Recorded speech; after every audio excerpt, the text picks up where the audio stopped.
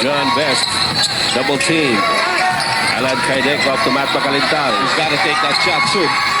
2 seconds on the shot clock. Alan Kaidek tries to beat it. Yes! Dalawang buzzer beater na yung for the beer man. Kanina si Matt Macalintal bago matapos yung third quarter. Yan naman si Alan. Jun Reyes scrambles for it. Here's Carriazo. Big Daddy said Best going for the rebound at the same time. 5 na lang ang lamang ng Alaska. And an air steal by Bong Hawkins will result in a foul on Hawkins. Lastimosa and Hamilton are just about ready to come back into the ball game for the Alaska Milkmen, but they will have to wait for the next dead ball situation. So, ang patakaran ngayon sa PBA, wala ka dun sa harapan ng scores table nung mag-dead ball. Sorry ka na lang. John Best decides to go for it. Yes, triple V by John Best. He's got 5 of those tucked under his belt, and an early timeout called by Tim Cole. 10 minutes and 16 seconds left here in the ball game between San Miguel Beer and Alaska Milk, and the Alaska lead is down to only 2 points, 78-76. Forcing that timeout by Alaska so they could regroup and at the same time get Hamilton and Lastimosa back into the ball game, no? Correct. And there's going to be a hand check foul called on Art de la Cruz, who was sent in during that timeout to replace Ives Dignadiso. Well, Ives still, he has to fight his way back into the lineup and to really get himself back into the groove. No? Plus the fact that he must recover from his injury. Hindi pwede persahin eh. Correct. Jojo Lastimosa backing up against Abuda. Air ball. Here comes Matt Macalintal. Burning rubber. He goes all the way. Now that's a big play because he was 1 against 3. Yes. Pag hindi pumasok yun, malamang mapagalitan pa siya ng to. Talaga medyo sugal yun. Yun ang lakas ng loob. Oo. Jeffrey Carriazo.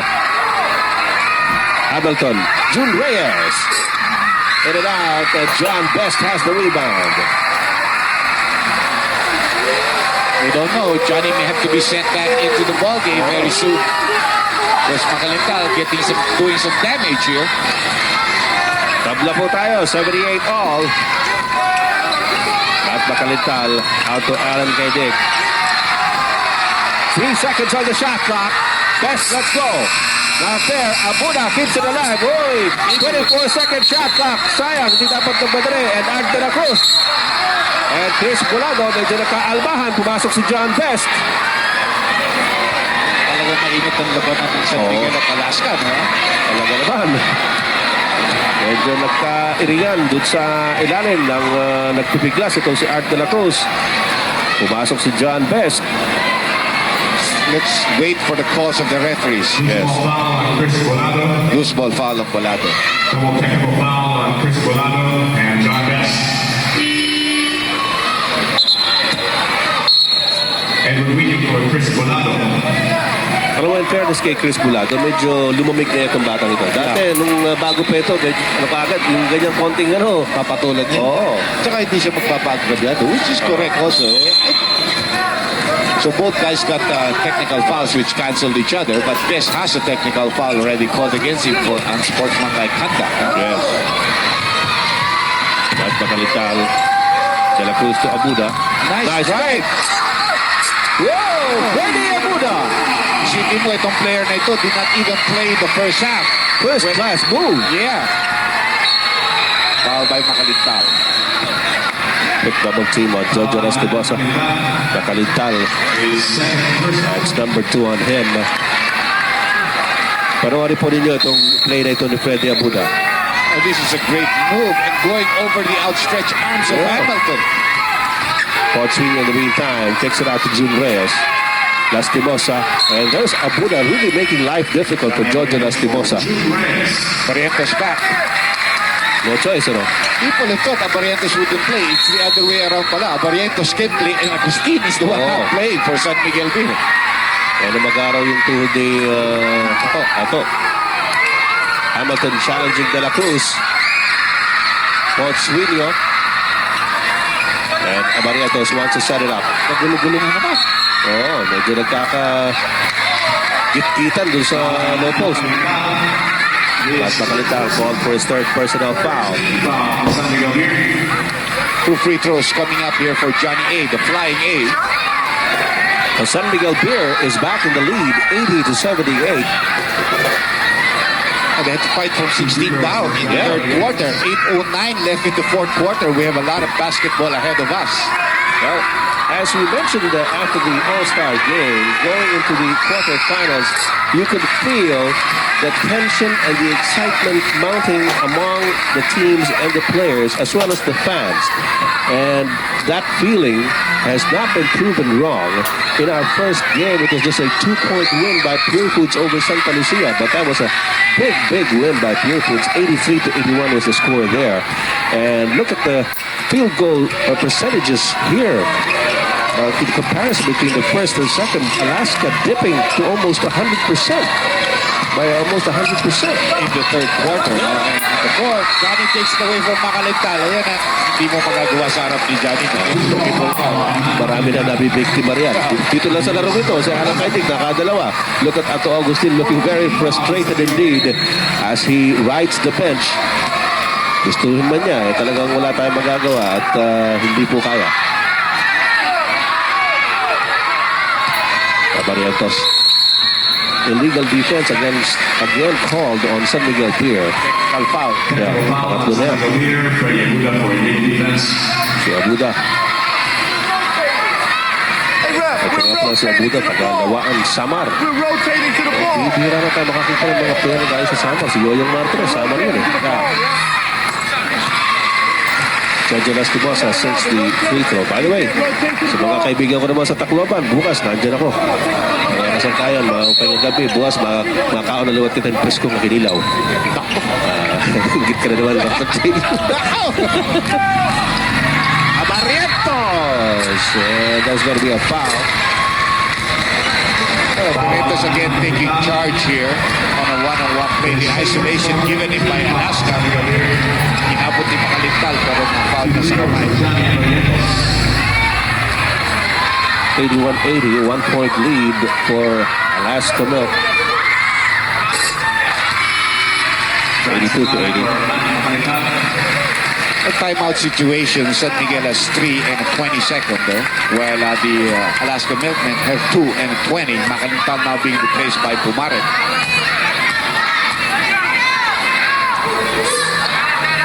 Macalital certainly gave Franz Pumaren good quality minutes on the bench. Good rest and at the same time provided a lot of pressure against Jun Reyes and the gang. Yes. Forcing Abarrientos to come back into the ball game much earlier. Art de la Cruz can't get it inside.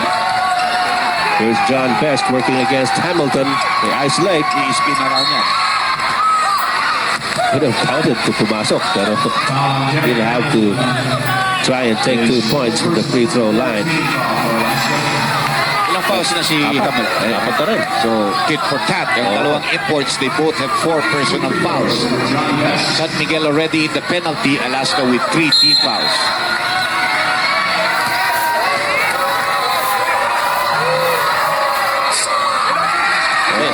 Missing. So, tara, tutulong naman si Ato Augusto. Binibigyan ng pointer si Matt Macalital. Of course, you know that Ato Agustin is not only a high-scoring player, but he is also the alternate point guard for San Miguel Beer for Franz Pumaren. Although you say that, but in reality, he's also the starting point guard. Well, yeah. Pumaren just comes in for the bench to fill him out. So, marami na natutunan si Agustin in his years with the PBA.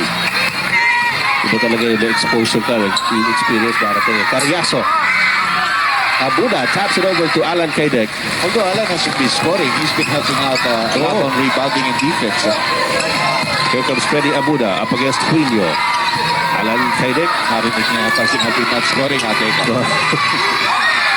As a tap. And, uy, dapat dahil si Coach Quino doon sa scorer's table. That's a diving attempt there by Pochuino. At pagka landing niya ron, nagmalak niya yung patra siya doon sa mesang yun. Panoorin ninyo. Alan a little bit careless with the pass, allowing the deflection by Coach Win, who kept the ball alive and got it off the hands of Abuda before ball went out. So isolation play against for Johnny. Hamilton gets the pass outside. Jojo Lastimosa. Lastimosa inside. Yes. That's good. Yes.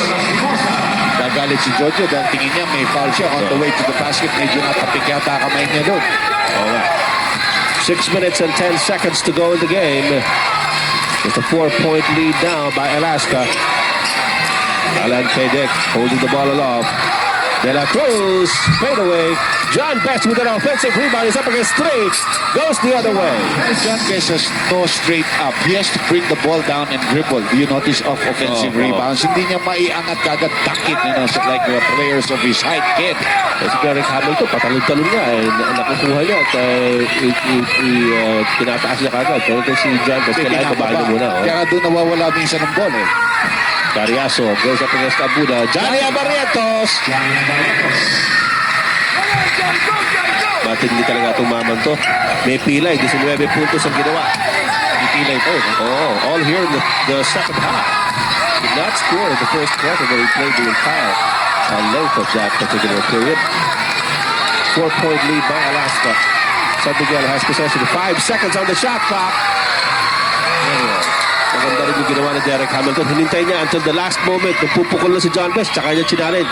Mali rin naman si Best. Hinihingi na sa kanya ng local ang bola. Pinaalis pa niya. Nauubos ang shot clock. Isolation play again for Johnny Abarrientos. Against Kumaren. Hindi talaga kaya ni France. Bantayan si Johnny. Magkabag sila. 5 fouls on France. We have a timeout. Okay, folks, screenshot again. Some more prize here for the PBA. So who wants a shirt? Let's see some hands out. Come on.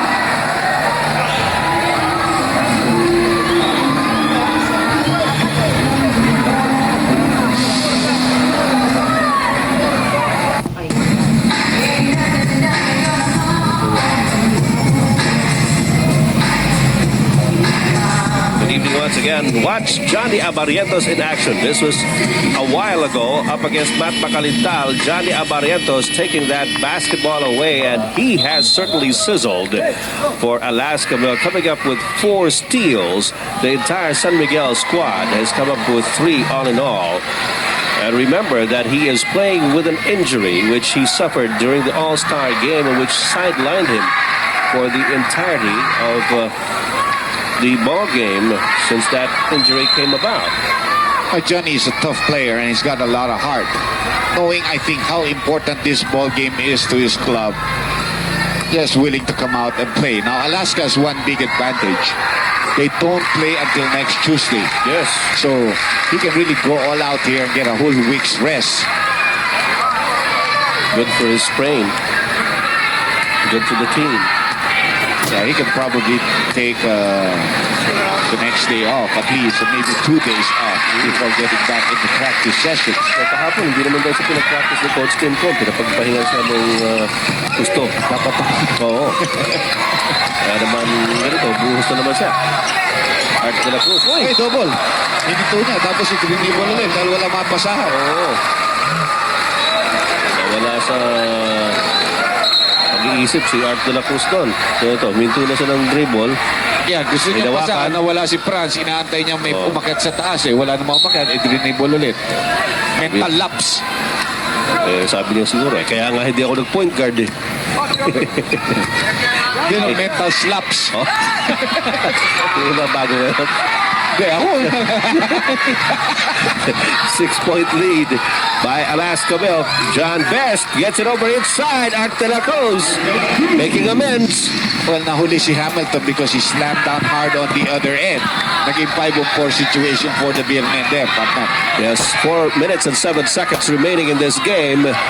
And the issue is still unsettled. Just a 4-point lead by Alaska Milk. But they are in possession. George Lastimosa twists in midair. Picked up by Alan Kedick. Off to the point guard. Kedick has been picking up those loose ball steals. Buda goes to Art de la Cruz. John Best trying to get the offensive rebound. Goes up without the leather. Claims he was fouled. No call there. Johnny Abarrientos up against 4 and it's taken away by Freddy Abuda. Kabilisan. Oo. Apat pa rin ang lamang ng Alaska. 89-85. Alan Kadek. There's a switch. John Best is wide open. No. Abuda. Foul from behind. That's going to be number 5 on Derek Hamilton. Pang-lima na ni Derek Hamilton and Igo. Mas malakas na play ito kay Johnny Abarrientos against Pumare. Abarrientos out to Lastimosa. Hawkins, right quarter court jumper. Yes!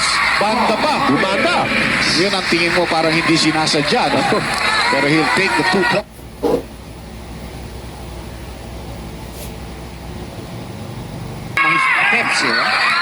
Portuino, Hamilton. Very patient play by Alaska Milk. Timeout by San Miguel Beer. Coliseum. First game will feature Santa Lucia Realty up against Florida Shell. Ang makakover ko niya, umaatikabong aksyon. And as we mentioned, it is only a one-round quarterfinal. So talaga pong mainitan ang labanan dito. Well, an early rematch there as Pure Foods the only team to beat Sunkist in the elimination round. Breaking that 9-game winning streak.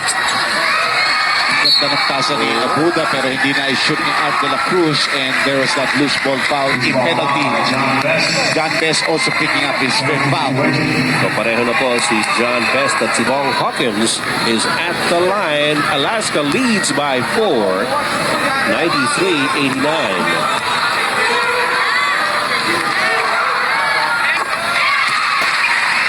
Very cool shot by Bong Hawkins as you look at John Best. 5-point lead here for Alaska with only 2 minutes and 4 seconds left in this ball game.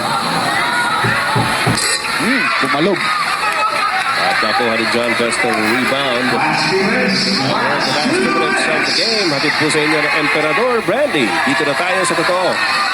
At de la Cruz to Alan Kaidek. George Lastimosa watching him. Kaidek goes baseline. Surprisingly, Alaska's foul to give, they did not use that on that play. They would have at least, forced San Miguel back to the sideline for a throw-in. Well, San Miguel is already in the penalty. Alaska has 1 foul to give, as mentioned by Dr. J. Derek Hamilton is asking for the pass. He gets it. Quick turnaround jumper by Hamilton. And we have another timeout by Norman Black. 20-second timeout for San Miguel Beer. This is just a 20-second timeout, so we'll hang on to the air. Back to a 5-point lead by Alaska at 96-91 with 1 minute and 29 seconds remaining. Let's look at that last play as Derek Hamilton was egging Jojo Lastimosa to give him the ball. He knew exactly what he wanted and exactly what he wanted to do. Well, you very clearly on that screen saw that Art de la Cruz was anticipating the drive. He bent down, looked at his belly button. He was expecting the drive. Biglang ginam shot siya, so he was never there to try to bother the shot. So 5 na naman ang lamang ng Alaska, 96-91. San Miguel does not need a 3-point shot. They've got to get the 2 points. If they get a 3-point play, of course, they'll love it. Freddy Abuda has it. De la Cruz. Here's John Best. 8 seconds on the shot clock. Tight pass. And Costello almost was able to save it on the baseline. But now San Miguel will only have 5 seconds to work with. 5 seconds left on their shot clock, correct. And we have Guino coming back replacing Costello. Remember that San Miguel only has 1 more timeout to call. Alan Kaidek, 3-point shot. Good line, but a little short. Guino. And he goes to Johnny Abarrientos. Less than a minute to go now. And Abuda will be called for the foul. Johnny Abarrientos will go to the line. You notice, partner, immediately after that rebound, Best did not want to foul. He has 5. Umara didn't want to foul. Abarrientos. This guy's got heart.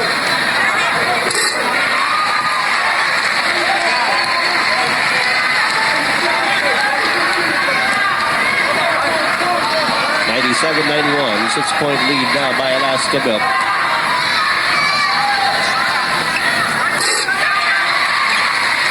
San Miguel has only one timeout left. They're down by 7 with 55 seconds left. Timeout for San Miguel Beer. Oh, that's a full timeout. Full timeout, yes, called by John Best. Okay, at this point, Alaska Milk is looking good with 53 and a half seconds remaining. A 7-point lead by Alaska Milk, although we've seen stranger things happen here in the PBA. Correct. That was the last timeout for the Beermen. I think John Best, although probably Coach Norman would have wanted it later on, but John Best says, hey, we got to get the points now or forever keep our peace here. We have lost to this team 2 straight times. This is going to be our 3rd straight unless we can do something drastic in this last 53 seconds of the ballgame. And John Best certainly wanted to know what Coach Norman Black wanted to happen. They got to get the points. Inbound by De La Cruz. John Best taking it inside. Nakatulak pa si Best doon. Oh, good effort. Got it on the second try.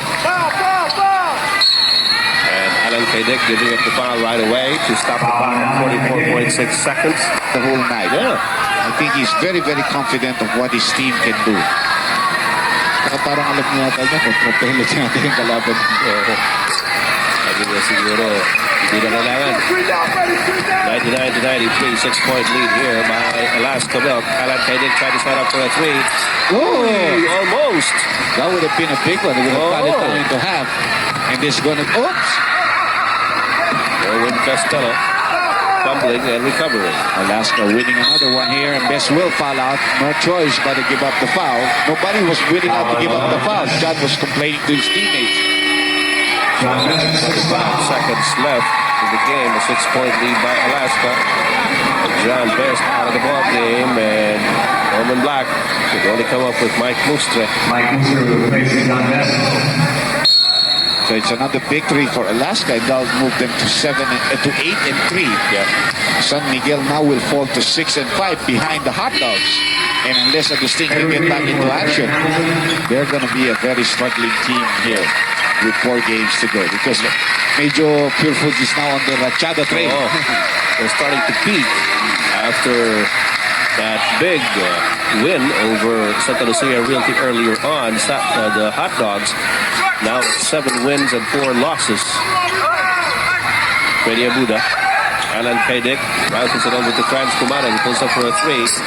Not there. Alan, Not there. not even a 2.